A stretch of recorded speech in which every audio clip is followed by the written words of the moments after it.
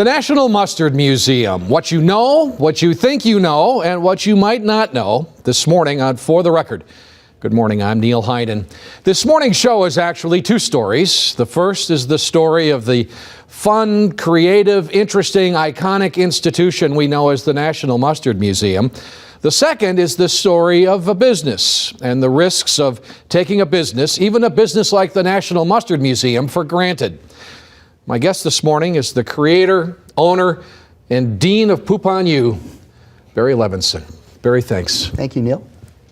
I want to make sure that I don't fall prey to my own opening here in terms of taking things for granted. That people watching the show necessarily know the story of the Mustard Museum. So why don't you start from the beginning? Well, the beginning is October 28, 1986, the morning after the Red Sox lost the World Series. I grew up in New England, diehard Red Sox fan. I couldn't sleep. I was so depressed. So I went to an all-night grocery on the east side of Madison, where I was living at the time, wandered the aisles, crying shamelessly. And typical Red Sox fan. Of course. You know, we so much pain in my life. And I didn't know what to do with myself. So I figured I better collect something. And as I was walking down the condiment aisle past the ketchups and the olives and the pickles and the relishes and the mayos, I suddenly heard a voice coming from the mustards. If you collect us, they will come. I did. I began collecting jars of mustard that night. And even though I was still working at the Department of Justice in the Criminal Appeals Division as an Assistant Attorney General, I continued to do that, but I was also getting involved in mustard, learning about mustards, collecting more and more mustards, and it kind of took over my life. You're a man with a law degree, adrift in the grocery store after a Red Sox loss. Yeah, and I had no idea it would ever go this far, but I just found that mustards were so fascinating, had such a great history. And then about a year and a half later, I had an opportunity to argue a case at the U.S. Supreme Court. And on the way over to the court, I found a little jar of mustard on a discarded room service tray, and I figured this was a sign, this was an omen. So I took it with me, and I argued that case, Griffin versus Wisconsin, with that jar of mustard in my left pants pocket. I won the case 5-4, and I'm sure the mustard had a lot to do with it. Barry, how quickly did you ascertain that there was nothing like this? I mean, there was nobody else in the world collecting mustards, or there was no mustard museum? You know, I don't know that I was really ever thinking about it, but I know that people, once they started to hear about this unusual museum, this collection, I said, you know, what if I were to open this collection to the public as a mustard museum? What if? And I did not want to look back at my life and always ask that question, what if? It's just too easy to look back and wonder. So I just did it. I didn't do it right away. I waited until 1992. So it was just 20 years ago this April when the museum opened for business on Main Street in Mount Horeb. So for 6 years, though, you are collecting mustards, is that right? Just collecting as a hobby, mustards. for interest? As a hobby. Yeah. Yeah, that's all it was. It was a passion, for sure, but it was a hobby. I don't know that I ever really believed I would quit my secure, safe job, well-paying job at the state, and really go off a cliff, the cliff that I did. A yellow cliff, but still a cliff. Yeah, well, you did. So what did you say, 92? 92 is when it opened for business. So, I mean, this is an important decision. Why Mount Horeb? And what kind of made the museum part of this? I was living in Mount Horeb at the time, and as legend goes, it was the perfect way to get even with Mount Horeb, because Mount Horeb was known as the town that hated mustard. You know, it's a Norwegian settlement originally, and Norwegians are not known for their love of spicy foods. So much so that about 100 years ago, when doctors were recommending mustard plasters when people were sick before the days of antibiotics, before the days of aspirin, popular everywhere in the country and around the world except Mount Horeb, because it reminded the locals of spicy food and people refused to take it. A doctor in 1914 came out to Mount Horeb and set up a clinic that catered to the local aversion to mustard, and he specialized in mayonnaise plasters. And people were smearing mayonnaise all over their bodies here, and the clinic became a financial success. It was huge, and it outgrew Mount Horeb and ultimately moved, but it's still around. That's the origin of the Mayo Clinic. Oh, I should have known that was coming. All right, so it was in 2 locations in Mount Horeb. Correct. And at what point did you realize that this was going to be an attraction, or that it had the potential to be a real attraction? It was a very gradual kind of thing, and initially the plan, and again, plans sometimes are not always well thought out and don't always go the direction you think it's going to go. The original idea was once people heard about the museum and the collection, they would be interested, they would come, and I would fund the collection, this museum collection of hundreds of mustard jars, mustard pots, mustard memorabilia through profits, so to speak, in the gift shop. Yep. That's the original idea. It was never contemplated that this would be the traditional nonprofit museum that most museums in this country are, from the Chazen to the Met to the Guggenheim. They're all organized as nonprofits, and I learned for a very good reason. Yeah, and it's interesting because people would have paid to get into the museum.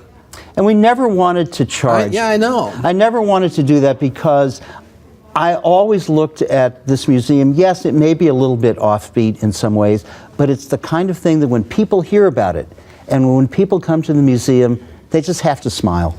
They just have to smile, they'll chuckle, and we have a lot of fun with people, with trivia, with our whole poop on you shtick.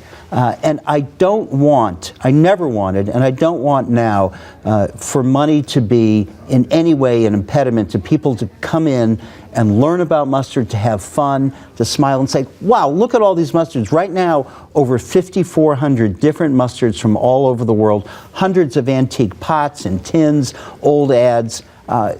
It's a fun thing, and I want people to be able to come in and enjoy it. All right, we're going to talk more about the Mustard Museum. We're going to talk about the move to Madison when we come back in just a minute.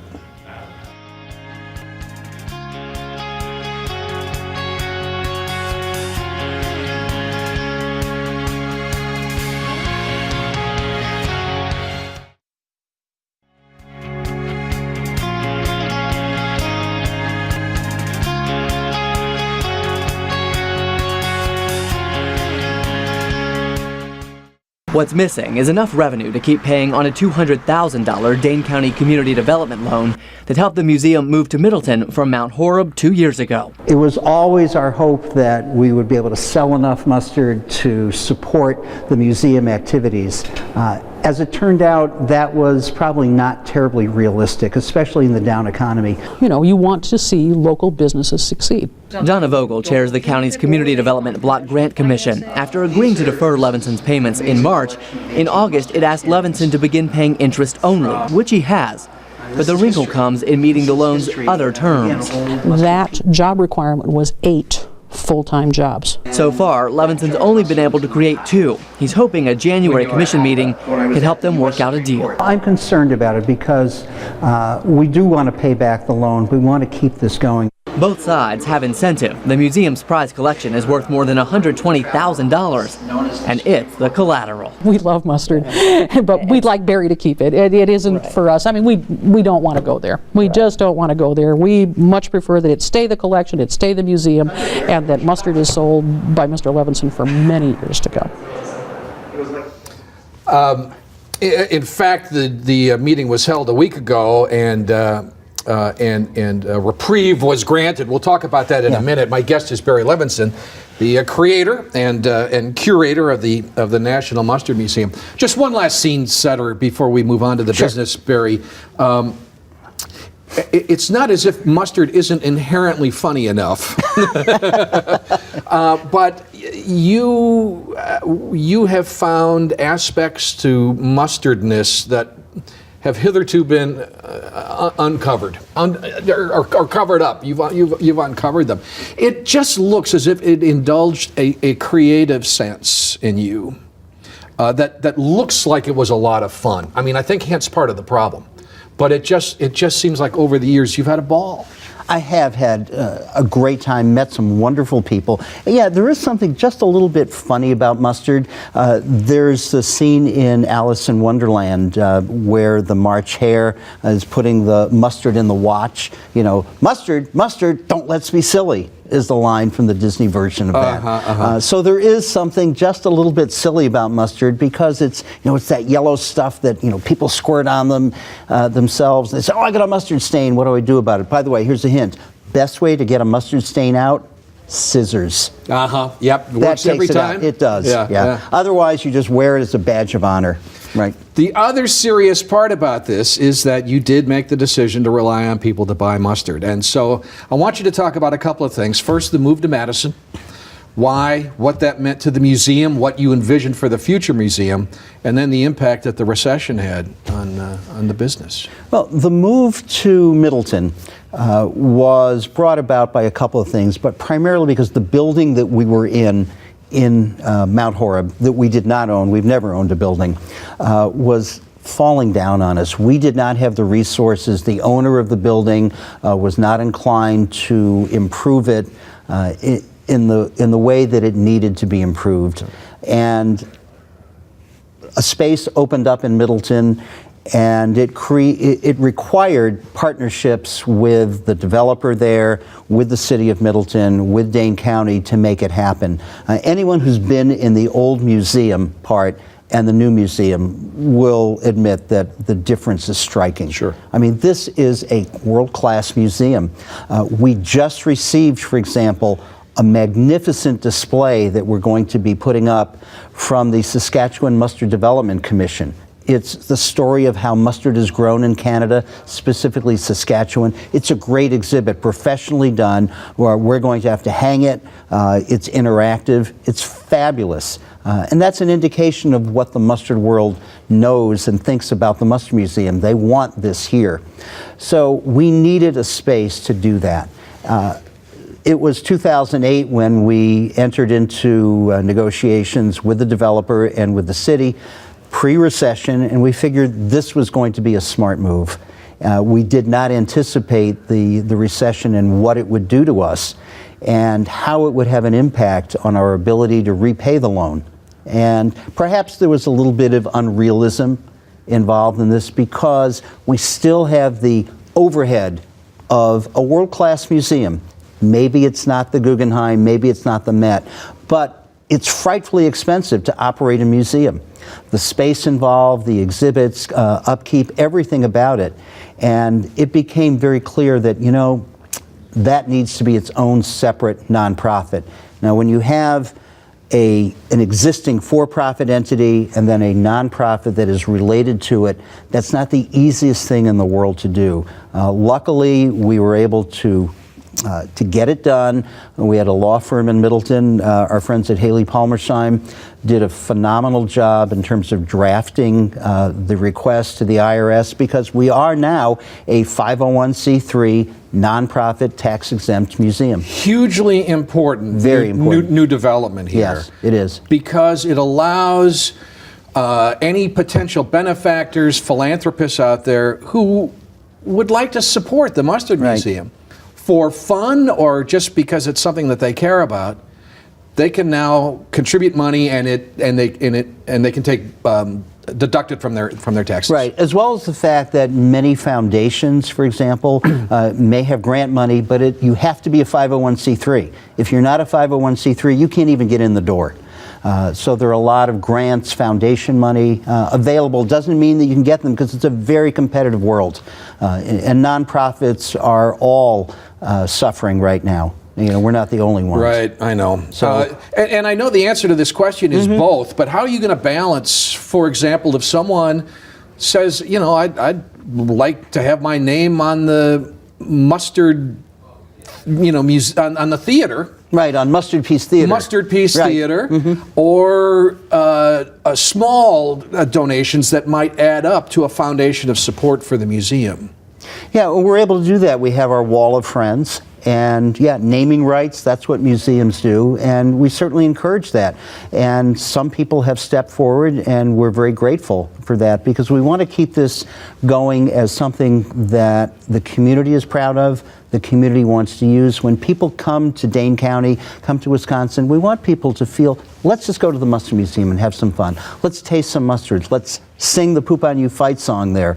Let's learn about mustard. Let's play the interactive food whiz game where you test your knowledge of food and mustard as well. So I think that is part of the plan. And I just hope it's not too late, doing this. But we have an expression at the Mustard Museum, better late than ketchup. Right? It's hard to state the risk here because you just don't know. But we do want people to know that this is serious. I mean, you need help to keep this business going. It is, and small businesses, small local businesses do need help everywhere. Here in Dane County, supporting local businesses is something that's terribly important. And a lot of other businesses are struggling too.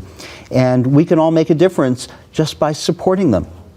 We've got a graphic up of where people can send inquiries or support donating to the National Mustard Museum. This idea of taking local businesses for granted, just assuming that because they walk in and they see a lot of people laughing and having fun, that everything's great. And the other thing I want to just mention, just to be fair, is the Mustard Museum has a real reputation for if your nonprofit event needs mustard, go ask Barry and Patty, and you have been very generous in donating that. Well, that goes with being part of a community. Yeah. I mean, you do that, and so I'm very happy about the fact that we have raised money for a lot of different events. We've raised money for the Restoring Hope Transplant House. We've raised money for Special Olympics Wisconsin. We've raised money for a whole host of things, for public television, for public radio, but that's our responsibility as a business in the community. And we have our fundraisers coming up. We have a fundraiser for the Nonprofit Museum coming up on February 18, which happens to be the 82nd anniversary of the first flight in an airplane by a cow. We celebrate that every year, Elm Farm Ollie Day. Yep. But we have a fundraiser that night, fun and games. We also have, as part of a fundraiser, a trip to Europe that an area travel agent has put together. It's going to be a grand mustard tour of Europe, where we'll be going to the Coleman's factory up in Norwich. We're going to Dijon. Patty and I are going to be leading that, and part of the proceeds of that will benefit the nonprofit museum, and that's in October, and people can call the museum for details. It's going to be fabulous. Now, and anybody who knows and likes food knows that's serious business. That is serious. In Europe, I mean, mustard is important. Right. That's an important and food. A trip to Dijon, which is Burgundy, the Burgundy wine country. We'll be going to Beaune and the Fallow Moutarderie. It's going to be sensational. All right, we're going to look at some mustards when we come back right after this.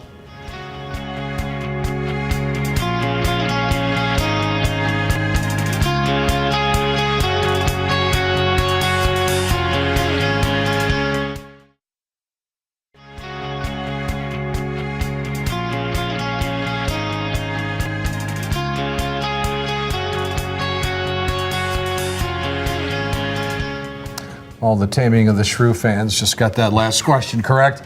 I'm with Barry Levenson, the creator and curator of the National Mustard Museum.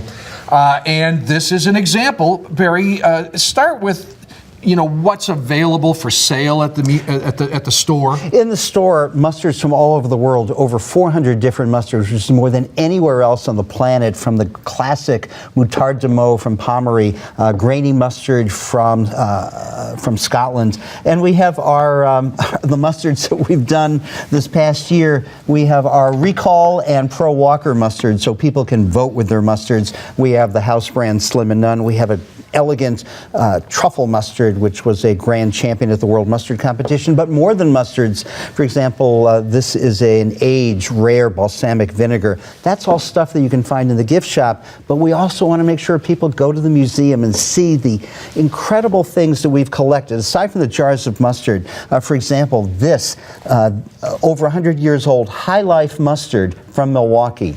You get it? Sure, High Life. of course. Yeah. We have this, probably one of our most prized possessions. This is a mustard pot that was created to commemorate the visit of Edward VI and Elizabeth to Canada in 1939. Remember the King's speech? That's the King. How'd you get it?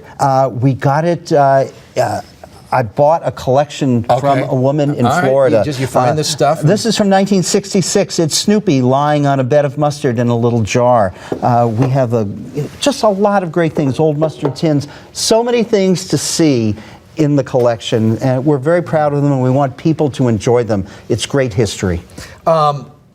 Mustards from, I mean, are there mustards that you don't have?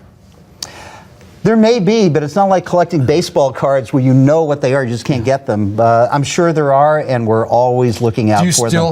Do you still have people who will bring in a mustard that you're surprised to get? Well, we have them from 79 different countries, so I'm sure there are a few countries out there that need to send mustard to us. I want to just make a point. David Douglas mentioned that the collection has some value. The value, of course, depends on who wants it. That's right. In fact, the beauty of the collection is just coming and seeing what's there.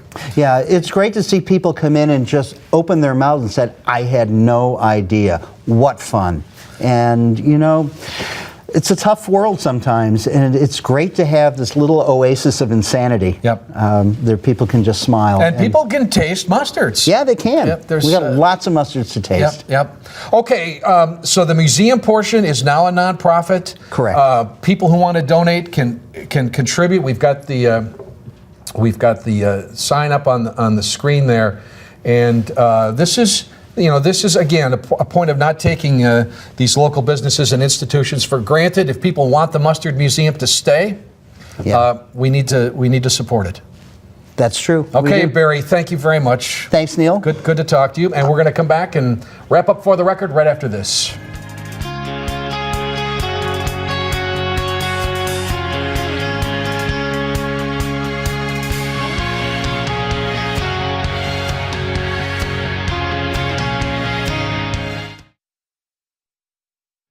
My thanks to Barry Levenson for coming in. Remember to go visit the Mustard Museum in Middleton daily from 10 to 5. Thanks for watching. We'll see you next Sunday with another For the Record.